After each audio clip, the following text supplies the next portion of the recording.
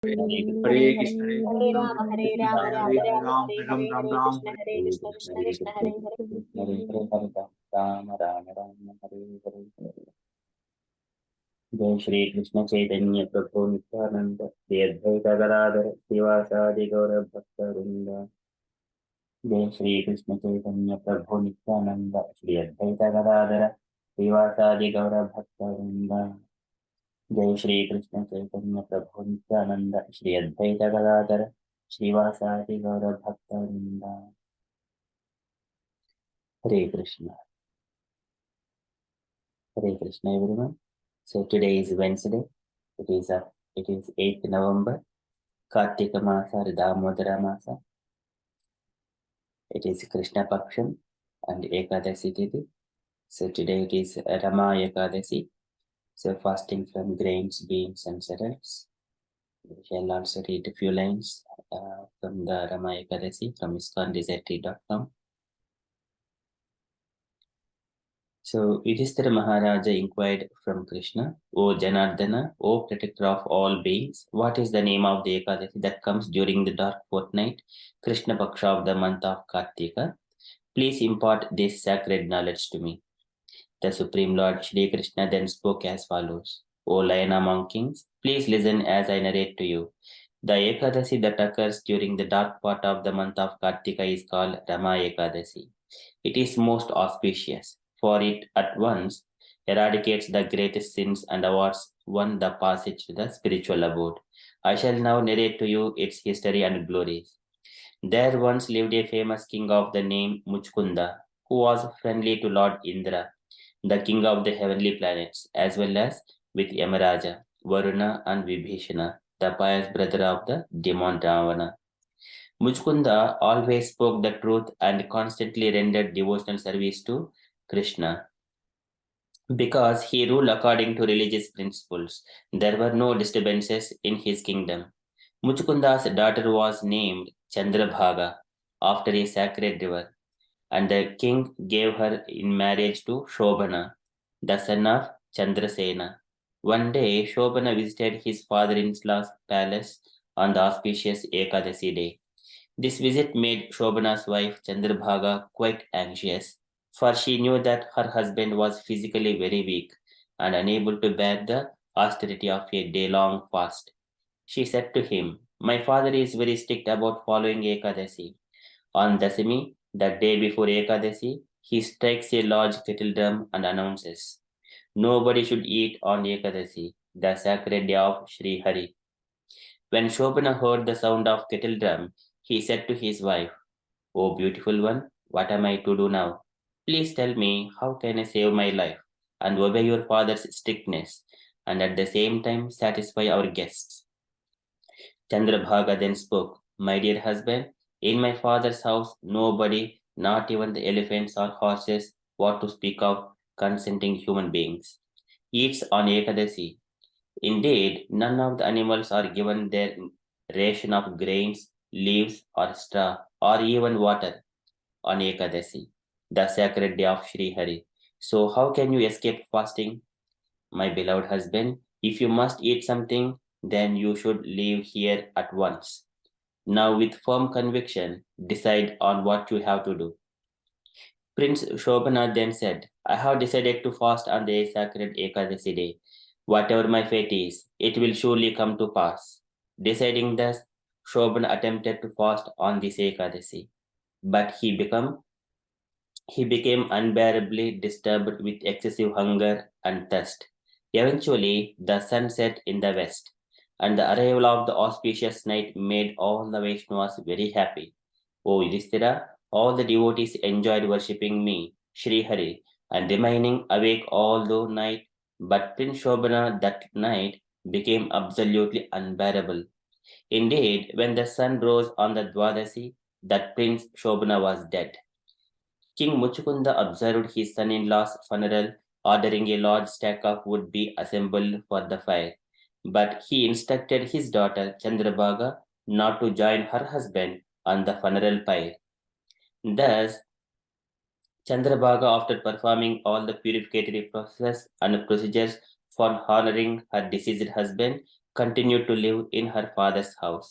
Lord Sri Krishna continued, O best of the kings, Yudhishthira, even though Shobana died because of observing Rama Ekadasi, the merit that he accrued enabled him after his death to become the ruler of a kingdom high on the peak of Mandrachala mountain. The kingdom was like a city of the demigods, very lustrous, with unlimited jewels set in the walls of its buildings that gave off light. The pillars were made of rubies and gold, inlaid with diamonds shone everywhere. As King Shobana sat upon a throne beneath a pure white canopy, servants fanned him with yak-tail whisks. A stunning crown rested upon his head. Beautiful earrings adorned his ears. A necklace graced his throat, and bejeweled armlets and bracelets encircled his arms. He was served by Gandharvas, the best of heavenly singers, and Apsaras, celestial dancers. Verily, he resembled a second Indra. One day, a Brahmin named Soma Sharma, who lived in Muchkunda's kingdom, happened upon Shobana's kingdom while traveling to various places of pilgrimage. The Brahmin saw Shobana in all his resplendent glory and thought he might be the son-in-law of his own king, Muchkunda. When Shobana saw the Brahmin approaching, he immediately rose up from his seat and welcomed him. After Shobana had paid his respectful obeisances, he asked the Brahmin about his well-being and about the health and welfare of his Shobana's father-in-law, his wife, and all the residents of the city. Soma Sharma then said, O king, all the residents and subjects are well in your father-in-law's kingdom, and Chandrabhaga and your other family members are also quite well. Peace and prosperity reign throughout the kingdom. But there is one thing, I am quite astonished to find you are here. Please tell me about yourself. Nobody has ever seen such a beautiful city as this. Kindly tell me how you obtained it. King Shobana then began to tell his story. Because I observed the Rama Ekadasi, I was given this splendid city to rule over. But for all of its grandeur, it is only temporary. I beg you to do something to correct this deficiency. You see, this is the only ephemeral city, a place of this material world. How may I make its beauties and glories permanent? Kindly reveal this to me by your instructions. The Brahmin then asked, Why this kingdom unstable and how will it become stable? Please fully explain this to me, and I shall try to help you. Shobana then answered, Because I fasted on Rama Ekadasi without any faith, this kingdom is impermanent. Now hear how it can become permanent. Please return to Chandrabhaga, the beautiful daughter of King Muchukunda, and tell her what you have seen and understood about this place and about me. Surely, if you a pure-hearted Brahmin, tell her this. My city will soon become permanent. Thus, the Brahmin returned to his city and related the entire episode to Chandrabhaga, who was both surprised and overjoyed to hear this news of her husband. She said, O Brahmana, is this a dream you have seen, or is it actually a factual thing? Shoma Sharma, the Brahmin replied, O princess, I have seen your late husband face to face in that wonderful kingdom, which resembles a realm of the denizens of the heavenly playgrounds. But you, former husband, has asked me to relate to you that he says that his kingdom is unstable and could vanish into thin air at any moment. Therefore, he hoped you can find a way to make it permanent. Chandrabhaga then said, O sage among the Brahmins, please take me to that place where my husband resides at once, for I greatly desire to see him again. Surely I shall make his kingdom permanent with the merit that I have acquired by fasting on every Ekadasi throughout my life. Please reunite us at once again. It is said that one who reunites separated persons also obtains very great merit. The humble Brahmin Soma Sharma then led Chandrabhaga to Shobana's effulgent kingdom. Before reaching it, however, they stopped at the foot of Mount Mandarathala at the sacred ashram of Vamadeva. Upon hearing their story, Vamadeva chanted hymns from the Vedas and sprinkled holy water from his um, Samanya Arghya upon Chandrabhaga. By the influence of that great Rishi's rites, the merit she had accrued by fasting for so many Ekadasis made her body transcendental. Ecstatic, her eyes beaming in wonder, Chandrabhaga continued on her journey. When Shobana saw his wife approaching him high on Mount Mandrachala, he was overwhelmed with joy and called out to her in great happiness and jubilation. After she arrived, he seated her on his left side and she said to him, "O dearest Patiguru, please listen as I tell you something that will benefit you greatly. Since I was 8 years old, I have fasted regularly and with full faith on every Ekadasi. If I transfer to you all the merit I have accumulated, your kingdom will surely become permanent, and its prosperity will grow and grow until the coming of the great inundation." Lord Sri Krishna then continued to address Yudhishthira as follows: O Yudhishthira, in this way, Chandrabhaga, who was beautifully decorated with the finest ornaments and had exquisitely transcendental body, at last enjoyed peace and happiness with her husband. By the potency of Rama Ekadasi, Shobana found his kingdom on the peaks of Mount Mandrachala, able to fulfill all his desires and bestow upon him everlasting happiness. Like that, achieved from the transcendental Kamadhenu milk cow. O greatest of kings, I have thus narrated to you the glories of Rama Ekadasi that falls in the dark fortnight of the month of Kartika. Anyone who observes sacred Ekadasi during both the light and the dark fortnight of each month is undoubtedly freed from the reactions to the sin of killing a Brahmin. One should not differentiate between the Ekadasis of the light and dark parts of the month. As we have seen, both can award pleasure in this world and liberate even the most sinful and fallen souls. Just as black cows and white cows give equally the good quality milk.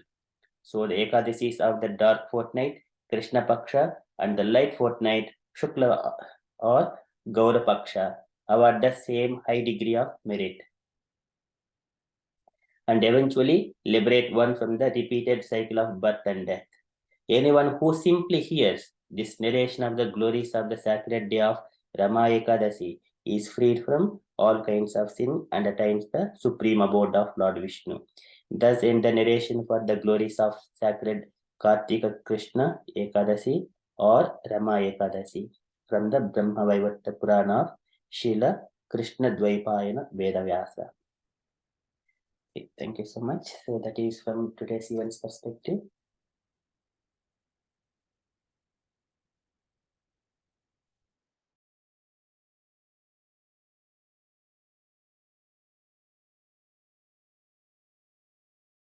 So we shall quickly enter into our daily Srimad Bhagavatam.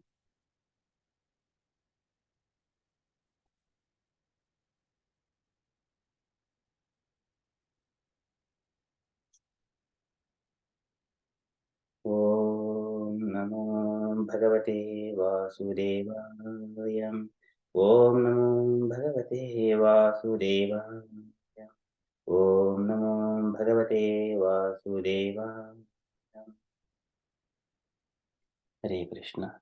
In the Srimad Bhagavatam, Sutta Goswami has been narrating the conversation between Kali and Parikshit. So Kali has requested Parikshit Maharaj, "O my dear king, wherever I go, I only see you with your arrows and bow. So I am very afraid of it. So kindly you only give me place, you only decide. Under your rule, I will live happily there, peacefully, permanently." So he was requesting Dharme Tanme Dharma Bhutam Seshta Sthanam Nirdeshtu Marhasi Yatraiva Neto Vatsya Atistam Ste Anushashanam. According to your order, I will live in those places, whatever you decide.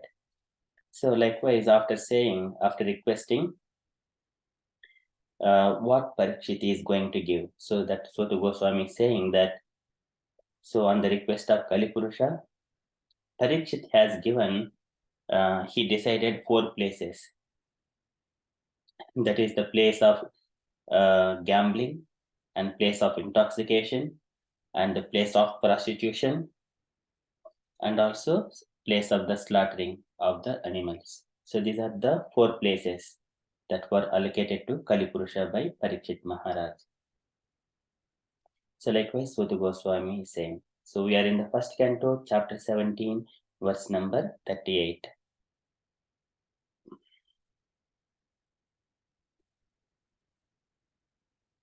अभ्यर्थितः तदा तस्मै स्थानानि कलये ददौ ज्योतं पानं स्त्रियः सूना यत्र धर्मः चतुर्विधः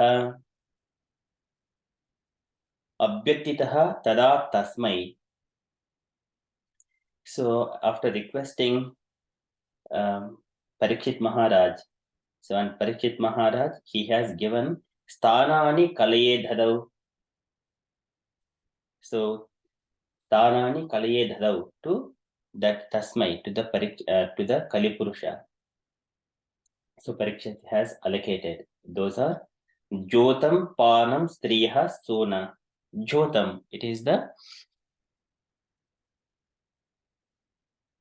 place of gambling, and also Panam, it is drinking. Jyotam Panam, the gambling and drinking. Striyaha, that is illicit association with women. And Sona, this is animal slaughtering. Yatra Adharmaha, and wherever these sinful activities, Adharmaha, which are opposite to Dharma, Yatra Adharmaha Chaturvidaha, these are the 4 kinds of Adharma activities are taking place. These are our regulative principles as well in the Krishna consciousness. We should not be taking part in any of these kind of adharma activities. Jyotam panam striha sona yatra dharmaha chaturvidaha. These are the 4 kinds. Abhyaktitaha tada tasmai sthanani kalaye dadau. Jyotam panam striha sona yatra adharmaha chaturvidaha. So translation for this verse is, Suta Goswami said, Maharaja Parikshit, thus being petitioned by the personality of Kali, gave him permission to reside in places where gambling, drinking, prostitution, and animal slaughter were performed. Purport by Srila Prabhupada. Srila Prabhupada ki jai.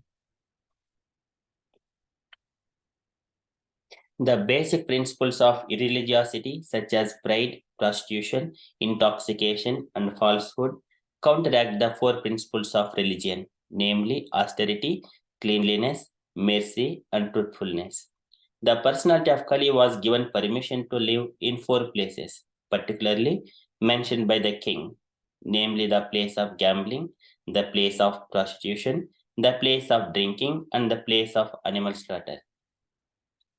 Srila Jiva Goswami directs that drinking against the principles of scriptures, such as the Sautra Maniyajna, association with women outside the marriage, and killing animals against the injunctions of scriptures, are irreligious. In the Vedas, 2 different types of injunctions are there for the pravrittas, or those who are engaged in the material enjoyment, and for the nivrittas, or those who are liberated from the material bondage. The Vedic injunction for the pravrittas is to gradually regulate their activities toward the path of liberation. Therefore, for those who are in the lowest stage of ignorance and who indulge in wine and women and flesh, drinking by performing Sautramani Yajna, association of women by marriage, and flesh eating by sacrifices are sometimes recommended. Such recommendations in the Vedic scriptures are meant for a particular class of men and not for all, but because they are injunctions of the Vedas for particular types of persons, such activities by the pravrittas are not considered adharma. One man's food may be poison for others. Similarly, what is recommended for those in the mode of ignorance may be poison for those in the mode of goodness. Srila Jiva Goswami Prabhu therefore affirms that recommendations in the scriptures for a certain class of men are never to be considered adharma or irreligious. But such activities factually adharma and they are never to be encouraged. The recommendations in the scriptures are not meant for the encouragement of such adharma, but for regulating the necessary adharma gradually toward the path of dharma. Following in the footsteps of Maharaja Parikshit, it is the duty of all executive heads of states to see that the principles of religion, namely austerity, cleanliness, mercy, and truthfulness, are established in the state, and that the principles of irreligion, namely pride, illicit, female association or prostitution, intoxication and falsity are checked by all means. And to make the best use of bad bargain, the personality of Kali may be transferred to places of gambling, drinking, prostitution, and slaughterhouses. If there are any places like that, those who are addicted to these irreligious habits may be regulated by the injunctions of the scripture. In no circumstances should they be encouraged by any state. In other words, the state should categorically stop all sorts of gambling, drinking, prostitution, and falsity. The state which wants to eradicate corruption by majority may introduce the principles of religion in the following manner. Number 1, 2 compulsory fasting days in a month, if not more austerity. Even from the economic point of view, such 2 fasting days in a month in the state will save tons of food. And the system will also act very favorably on the general health of the citizens. Second, there must be compulsory marriage of young boys and girls attaining 24 years of age and 16 years of age, respectively. There is no harm in co-education in the schools and colleges, provided the boys and girls are duly married. And in the case of there is any intimate connection between a male and female student, they should be married properly without illicit relation. The Divorce Act is encouraging prostitution and this should be abolished. And third principle, the citizens of the state must give in charity up to 50% of their income for the purpose of creating a spiritual atmosphere in the state or in human society, both individually and collectively. They should preach the principles of Bhagavatam by one is karma yoga or doing everything for the satisfaction of the Lord, and B, regular hearing of Srimad Bhagavatam from authorized persons or realized souls. C, chanting of the glories of the Lord congregationally at home or at places of worship. D, rendering all kinds of service to Bhagavatas engaged in preaching Srimad Bhagavatam. And E, residing in a place where the atmosphere is saturated with God consciousness. If the state is regulated by the above process, naturally there will be God consciousness everywhere.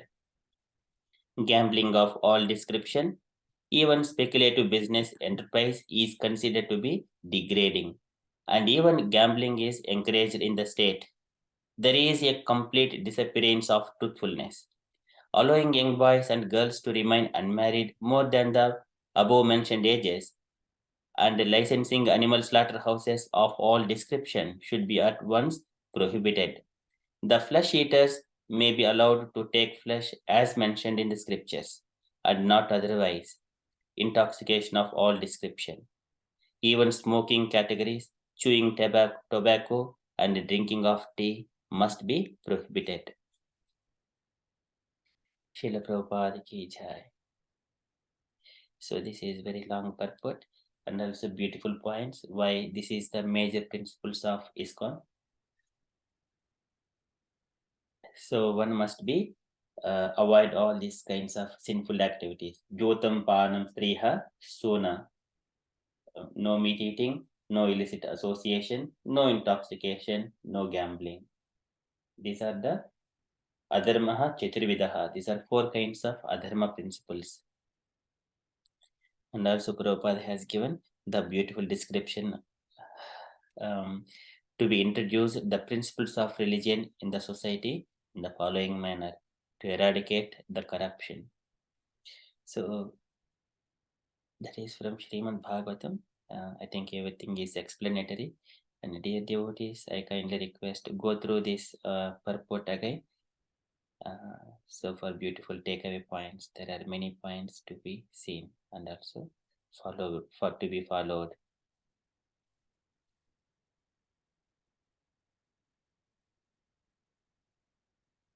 So that is from Srimad Bhagavatam. So Suta Goswami is saying that Parikshit has given those 4 places to Kalipurusha. Abhyatitaha tada tasmai sthanani kaliye dadau. Jyotam parnam striyah sona yatra adharma chaturvidaha. Okay, that is from Srimad Bhagavatam. We shall quickly enter into Srila Prabhupada's daily letter. So today it is a letter to Dinesh, October 31st, 1969, dated Hurst. Can I request any devotee to read this letter?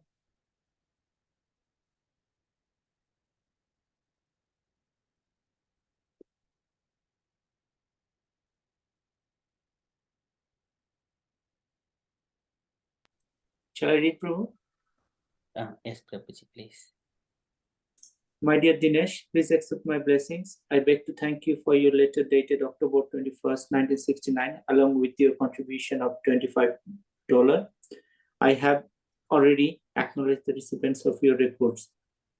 Regarding the disciple succession coming from Arjuna, disciplic succession does not always mean that one has to be initiated officially. Disciplic succession means to accept disciplic conclusion. Arjuna was a disciple of Krishna and Brahma was also disciple of Krishna. Thus, there is no disagreement between the conclusion of Brahma and Arjuna. Vashudeva is in the disciplic succession of Brahma. The teaching to Arjuna was recorded by Vasudeva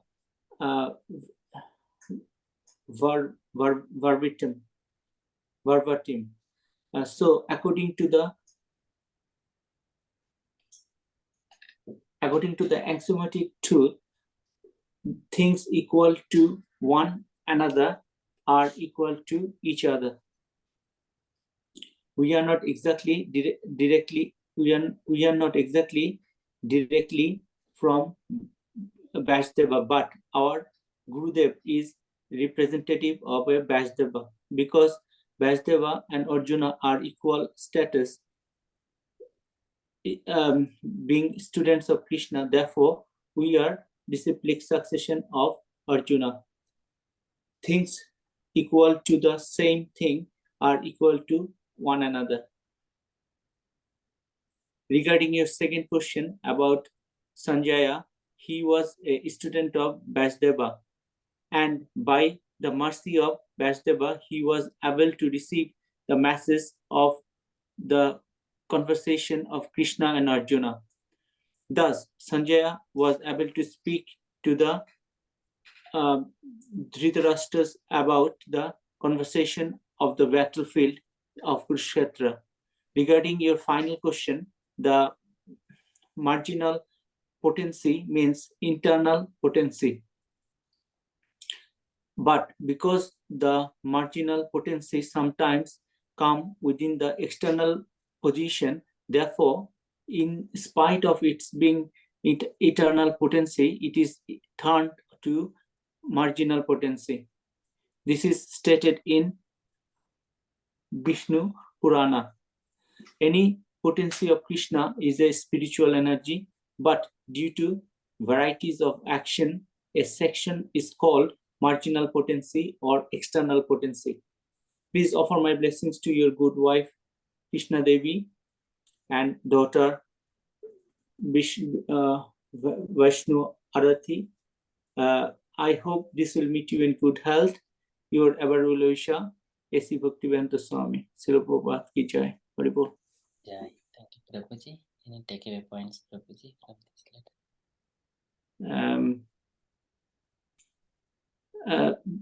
Prabhupada is saying about the disciplic succession in here, most of the letter. And what I gather from here, Prabhu, is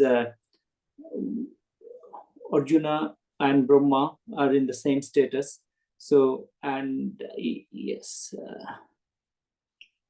and anything comes from Krishna is an eternal potency. That's what I gather, Prabhu. Haribol. Hare Krishna. Thank you so much, Prabhuji. Any other points, dear devotees?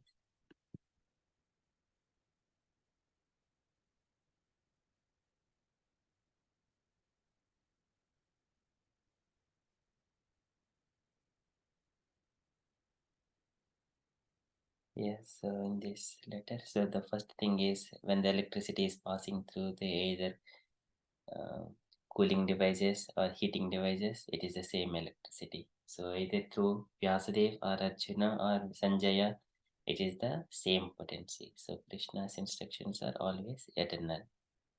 And we are all on the same. And Prabhupada also giving this kind of analogy as well. So Arjuna was recorded by Vyasadeva verbatim, and according to the axiomatic truth, things equal to one another or equal to each other. So that is the potency of Krishna's instructions. And other thing is the Krishna's internal potency and the marginal potency and external potency. All the living entities belongs to marginal potency. So this is Vishnu Shakti Paraprokta Kshetrajñākya Tatapara Avidya Karma Sanyaya Tritiya Shakti Rishyate. This is the Tritiya Shakti Rishyate. All the living entities are Tritiya. This is a marginal potency. When they fall down from the spiritual position, they come to this material world for enjoyment, material enjoyment. And the material energy is Krishna's external energy. So that is stated in the Vishnu Purana. Okay, so that is from this Srila Prabhupada's letter, and Prabhupada is also inquiring about Krishna Devi and Vishnu Arati. The names are always very beautiful. So likewise, he was writing a letter to Dinesh Prabhuji. Okay, so that is my takeaway from this letter. And any other points, dear devotees, you wanted to mention?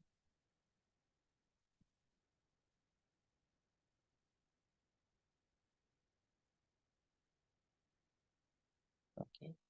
And from the announcements point of view, so today evening we have got Kirtan evening at 8:30 p.m. So that's all from the announcement side from me. I don't have any further progress or updates. And dear devotees, if you have got any updates or you wanted to share anything on Krishna consciousness, kindly share.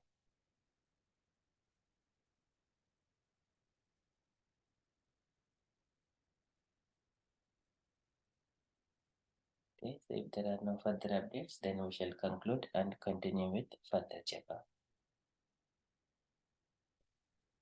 Vanchakalpatarubhyasya कृपा सिन्धुभ्य एव च पतितानां पावनेभ्यो वैष्णवेभ्यो नमो नमः.